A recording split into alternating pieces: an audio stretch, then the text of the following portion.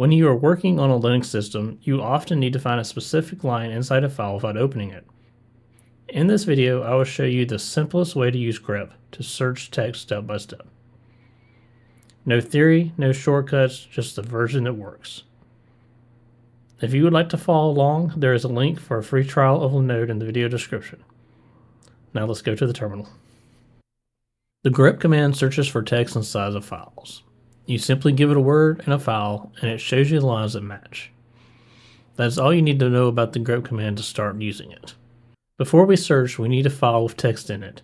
This lets us clearly see what grep is doing without guessing. This command creates a file called servers.txt and fills it with sample data. There is no output, which means the command completed successfully. Many Linux commands stay silent when they succeed. The simplest grep commands look like this. Grep for the word you're looking for, and then the file name. So I'm going to do ls so you can see I have servers.txt here, my directory here. So if I grep for the word running inside of servers.txt, it will echo out 3 lines that has the word running inside of it. So grep scanned the file line by line and only printed out the lines that contained the word that I was looking for in it.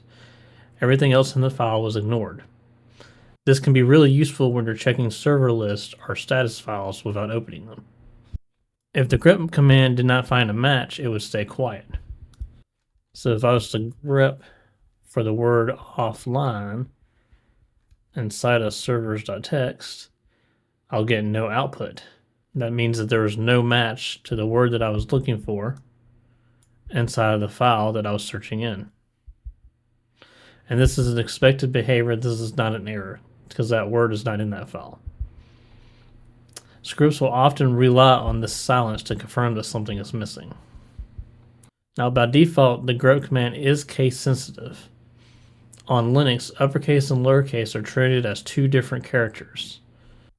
So if I was to do grep for running with a capital R in the folder in the file servers.txt, this time I will get no output because the file uses lowercase running, as we can see from the previous time we ran it. And since the case does not match, grep found nothing. We can ignore the case by simply adding -i to our grep command. This will tell grep to treat uppercase and lowercase as the same. So I can do grep -i, quotation, uppercase running, servers.txt, and this time I get the same output as we did previously when we did all lowercase running.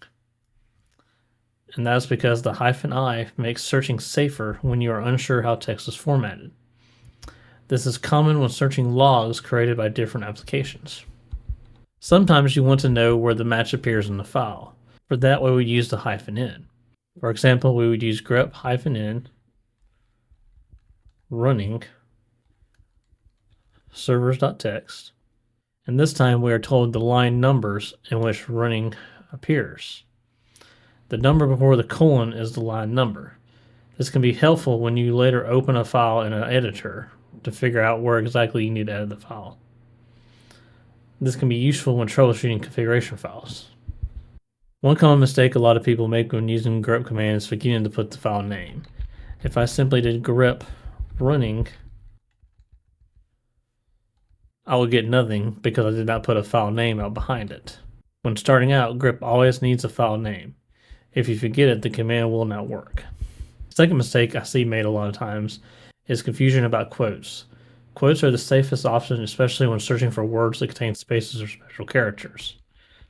For example, if earlier when I did grep running instead of servers.txt. And the third biggest mistake is thinking that silence means failure. In Linux, no output often means success.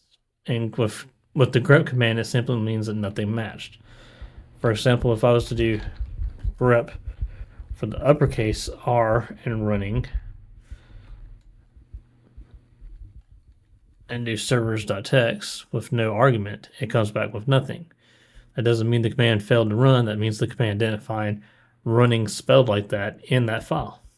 A common real-world use of grep is checking log files for specific messages. On many systems, logs live in the /var/log directory. So for example, I can grep -i for started in parentheses, and then specify the file I'm looking in, which is going to be /var/log/syslog. And I have to use sudo in front of this because of where the log is at.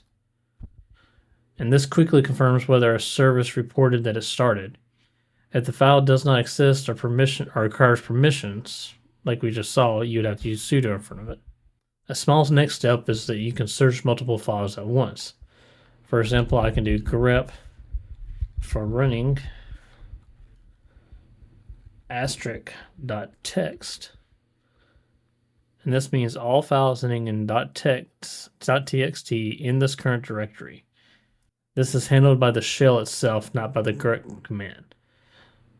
I wouldn't really go any farther than your home directory until you get comfortable with how grep runs, to be honest with you. Work through these commands a few times and it will start to feel natural. You now know the safe, reliable way to use grep. If you found this video helpful, please leave a comment down below and I will see you in the next video.